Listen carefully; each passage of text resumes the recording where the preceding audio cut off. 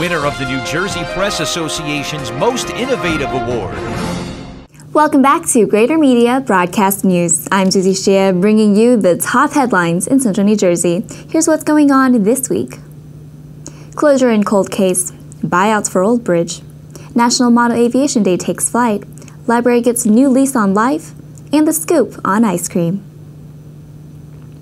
For some who remember the 1991 disappearance of a 5-year-old boy from South Amboy, the arrest of his mother last week has helped to bring closure in the decades-old cold case. Michelle Ledzinski was 23 years old when she reported that her son Timmy had disappeared from a carnival in Sayreville, and she was indicted last week after a grand jury alleged that she caused her son's death. She has long maintained her innocence, and though officials have not yet released details regarding evidence that led to the murder charge, some local residents are pleased to see any kind of progress in the case. Ledzinski is currently being held in a Florida jail on $2 million bail. For more on the case, see your Greater Media newspaper today. And here's Mark Rossman with more headlines. The Freehold Regional High School District Board of Education is drawing a line on communication between students and staff members. In an age when the lines of communications are sometimes open between young adults and their teachers, strict limits on the type of electronic communication that will be permitted between students and teachers will be established in a policy that is now under consideration by the board. The policy states that all emails between staff members and students must be sent or received through the school district's email system. Students and staff members will not be permitted to communicate via personal email accounts, social media, or cell phones. As reported in Greater Media newspapers this week, Superintendent of Schools Charles Sampson said people do not need to search far and wide to find examples of how the use of social media can lead to problems when students and teachers blur the line of separation that has always existed. And Jeremy Grossman has the scoop on popular ice cream destinations in Central New Jersey. For the first summer since opening in 1952, Jersey Freeze in Freehold started serving hard ice cream in addition to its traditional soft-serve flavors. The decision to add hard ice cream is just one of many strategies that local ice cream businesses in New Jersey have added in order to compete with Froyo stores, ice cream chains, in the freezer aisle at the supermarket.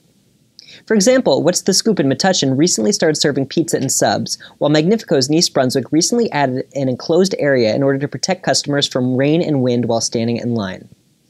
To learn more about what ice cream businesses in New Jersey are up to this summer, visit gmnews.com.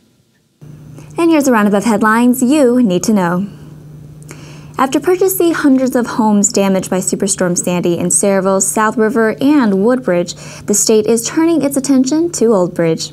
More than 40 homes in the township's Lawrence Harbor section will be targeted for buyouts after federal funding is released to the state this fall.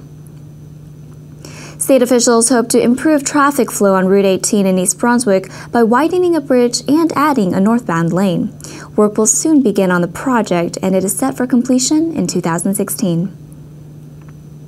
Books are back on the shelves and programs are in progress at the new quarters of the Oceanport Public Library. The library, which was destroyed by Superstorm Sandy, celebrated its official reopening last week at its new location in Iroquois Avenue. National Model Aviation Day will take flight in Colts Neck this year at the Doorbrook Recreation Area.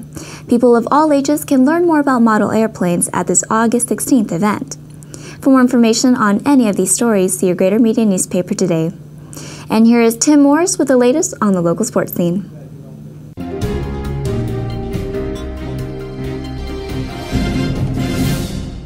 August 11th was circled on the calendar of every high school football player and coach. That's the day when practice officially began for the 2014 season that will kick off the weekend of September 5th. Enthusiasm reigned supreme everywhere as teams put all their off-season training and conditioning to use and took their first steps towards everyone's goal, the state playoffs. The last time the Manalapan Braves were on the gridiron, it was a cold December evening at Rutgers University Stadium, where the Braves lost the NJSIA Central Jersey Group 5 Championship Final to Hunterdon Central. Like last year, the Braves' journey began under the hot August sun. Among the activities on the first day of practice was this ball protection drill that had runners going in different directions as defenders took swipes at the ball. The goal was to keep the ball secure at all times. Receivers went through a similar drill.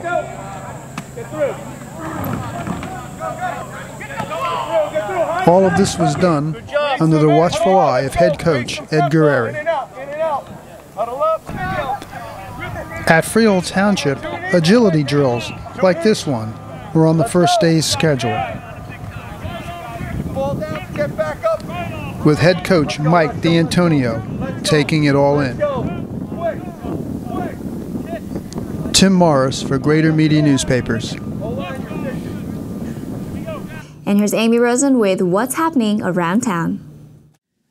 Metuchen will be rocking and rolling as its annual summer concert series gets underway this month. This year's Metuchen Rock Series will feature 4 free concerts. The first 3 concerts will be held August 14th, 21st, and 28th at 7:30 p.m. on the summer stage located at New and Center Streets in downtown Metuchen.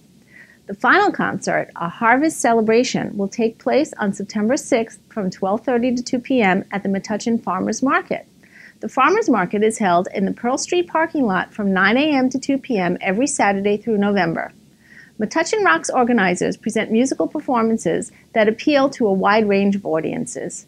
For a complete list of all performers and more details, read this week's Edison Metuchen Sentinel. Back to you, Susie. For more in-depth coverage and additional stories, see your Greater Media newspaper today. To keep up with the latest headlines, see our Facebook at facebook.com/Greater Media Broadcast News or click the subscribe button. I'm Susie Shea. Thanks for tuning in.